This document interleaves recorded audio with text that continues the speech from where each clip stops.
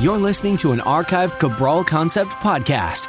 After listening to this show, check out the most up-to-date podcasts available at stephencabral.com/podcasts or search directly on iTunes.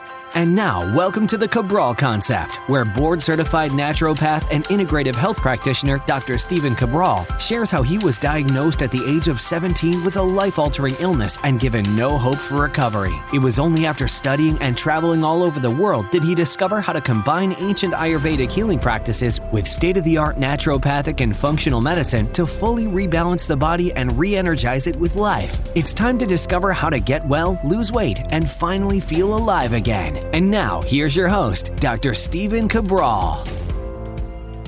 Welcome back to the Cabral Concept. I'm Stephen Cabral. Today, on a Training Thursday, we're going to take you where we left off last week. So we're just going to pick right back up.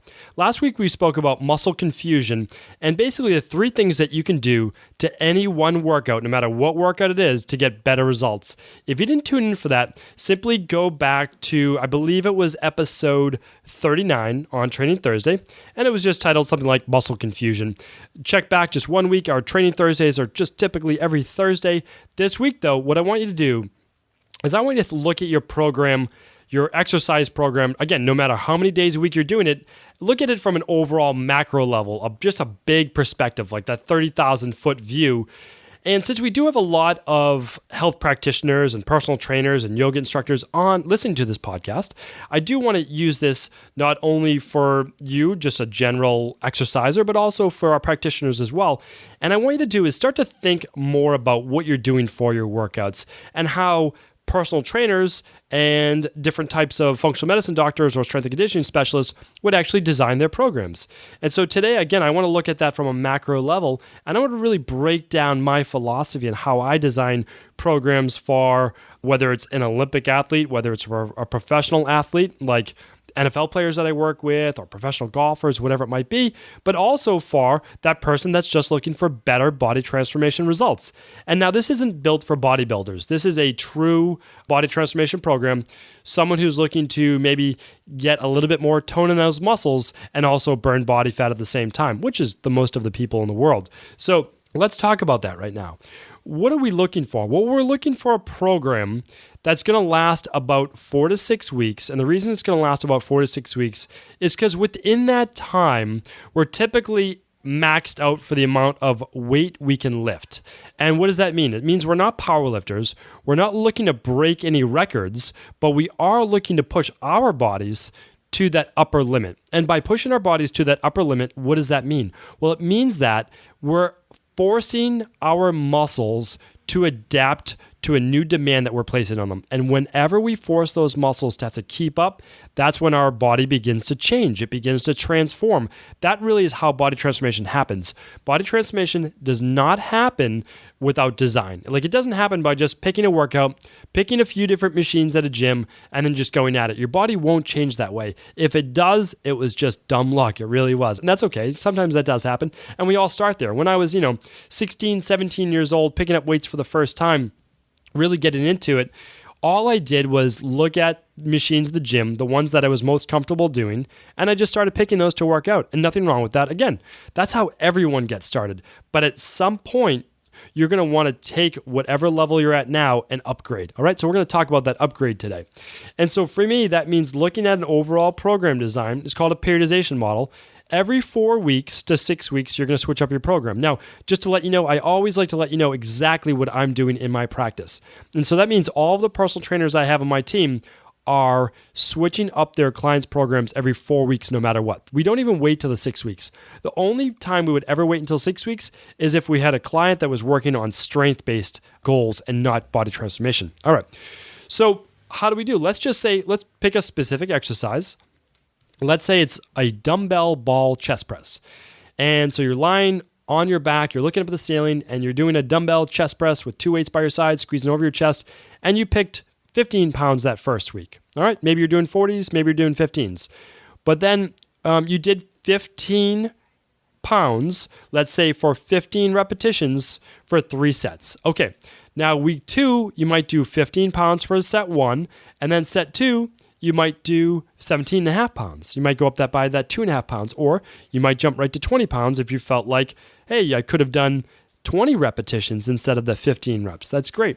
The next week, you might try to, on that second or third set, you start with 17 and a half that next week, and then you go to 20 pounds. And then that next week, you might start at 20 and then go to 22 and a half. So you see how every week I'm trying to upgrade our weights another, let's say 10% or so. So if you're lifting 40s, you would go to 45s. If you're lifting 50s, 55s, you're just trying to go up a little bit, not on the first set, because again, you need to warm up. You need to warm that body up specifically for that exercise. But then after that, then you're going to increase those weights. All right, so that's one part of it. And that means you're essentially going to max out. You can't just keep going up by that, right? So let's say I started lifting those 40 pounders. We'll switch from the 15s to the 40s. You can't just keep going until you get to 200-pound dumbbells, right? There's a point at which you max out. And that's when you've gotten the most of your gains. Now it's time to switch up that actual exercise to a new one. Okay, so that's one part of the program. That's why we switch it up every 4 to 6 weeks. Then the other part of people ask is, well, when do I take time off from my program? So in a periodization model of, all right, now I know that I'm going to choose a specific grouping of exercises, and we'll talk about which exercises to choose. And we've talked about those before, but more in depth in another podcast as well. But how do we then know when to take time off? All right, if we're switching up our program every 4 to 6 weeks, well, here's how it looks like. All right, keep in mind too, you heard me do my CrossFit-based episode. If you haven't, definitely check out what was wrong with CrossFit and how to fix it, because this will tell you essentially what CrossFit's doing wrong. Now, if you use my periodization model, it means that every 4 weeks, you have to start fresh, right? So that means the first week, which is week number 5, so you just finished a whole workout program. Week 4, you essentially maxed out your best weights. You can't lift any more for that exercise. Now it's time to switch it up week 1. Well, guess what? Week 1, you start with new exercises and you're starting lighter. You might do 2 sets instead of 3 sets. And of course, you're going to be doing lighter weights, not maxed out, because you're just learning those new exercises. And that itself is called an unloading week. It allows your body time to recover. And then week 2, you start to escalate more. Week 3, more. Week 4, maxed out. All right. So it allows for this nice escalation. And to be honest, if you're doing that, your body is never getting too fatigued. It's never burning out. It's a really nice way of doing it. So people ask me, well, when do you eventually take a week off? It's still a very good question.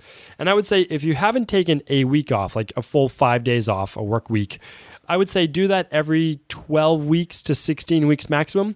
So every 3 to 4 weeks, you'll take a full week off.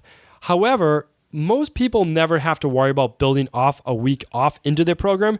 And that's because most of us take a vacation or take some time off or work comes up or whatever might happen, and then that's your time off. So I never tell clients purposely take a week off because usually, to be honest, there's no need to because we just miss time as it is. So I wouldn't say build a week off. I would say this: if you've gone 3 months in a row, never taking a week off, then you don't have anything coming up within the next month, yes, you might want to take a week off. And during that week, you could just do fun things like, do rock climbing, go for walks, go for a hike, play tennis, just do some fun stuff, keep your body active, but you might not be in the gym specifically or doing resistance-based training. So hopefully that makes sense. And I'm going to answer some questions coming up about this and other types of program design in our Cabral House Call. So definitely tune in for that. Thank you for checking out the Cabral Concept this week, and I will talk with you soon. Are you ready to heal yourself and then go on to heal others? If so, the Integrative Health Practitioner Institute can help you discover proven functional medicine protocols that blend the best of 7 different healing disciplines from around the world. I personally share with you the exact handouts and protocols I use in my private practice that enable people to get well, lose the weight, and live longer, stronger. I want to pass this information on to the next generation of health coaches, and that is exactly why I created IHP. We are the future of the health coaching industry, and the skills and knowledge you will learn will make you an in-demand certified health coach anywhere in the world. Although we have many medical professionals taking the IHP certifications, no experience is necessary, and half our members have no previous health certifications. At the Integrative Health Practitioner Institute, our motto is a health coach in every home. Our goal is that you take this knowledge and then share it with family, friends, loved ones, your community, or in a practice where you create a career you love and can be proud of. The global IHP community is filled with some of the most kind and caring people in the world, and we can't wait to welcome you into our world soon. For more information or to set up a discovery call with one of our IHP Health Coach graduates, simply head over to integrativehealthpractitioner.org.